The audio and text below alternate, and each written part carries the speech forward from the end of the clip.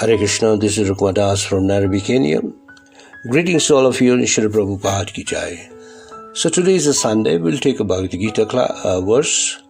Open your Bhagavad Gita chapter 3, verse number 3. So before you go to the verse, you should know that this verse explains the purpose of Bhagavad Gita.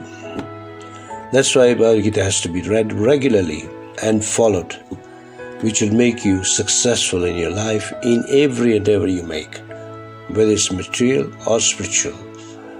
So anyway, let's go to the words itself. Mai sarvani karmani sanyasha adhyatma chetasha nirashir nirmamo bhutva yudhashva vigatachvara.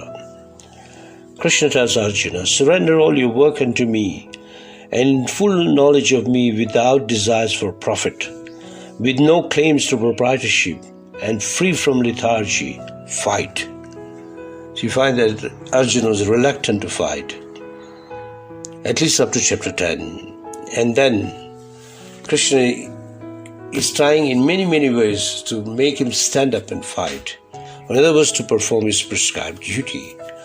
Now we also can be bewildered like Arjuna, illusioned like Arjuna, that at times the work is there but we don't want to do work.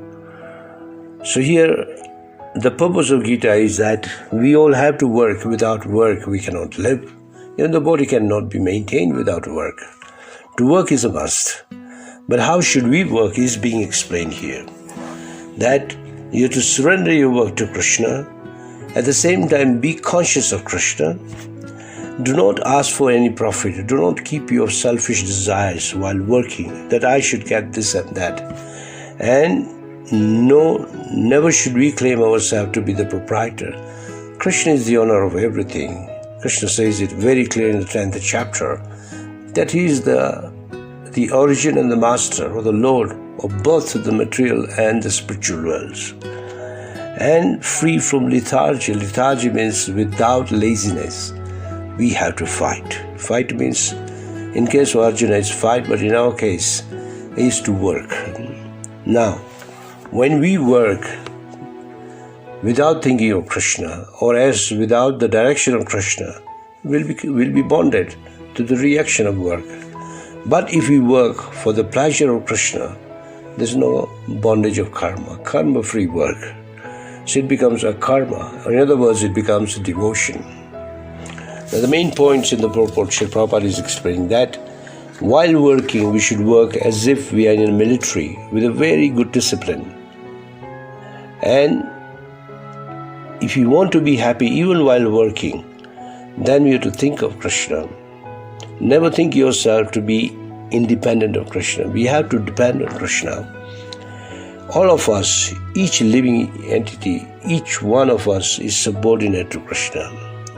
Srila Prabhupada gives a very nice example of a bank cashier or a teller. When you deposit money, he counts. And many customers come and deposit or withdraw money, and each time he has to count money.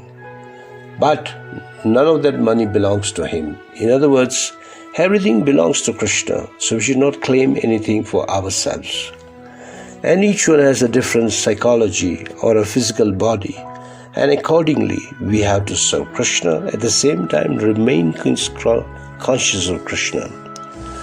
In this verse, in this context, there is the word nirmama, means nothing is mine. And nirashir means that we should not ask for any profit. In other words, don't think that I have done this, so I must get this. No. Let Krishna decide what is right for you. And adhyatma chetas means always do it with a spiritual mood. Does not matter what work you are doing, but thinking of Krishna all the time, you can do it. And vigatachvara means with full force, not with laziness. You have to do with full energy, apply full energy and serve Krishna. So this is the purpose of Gita.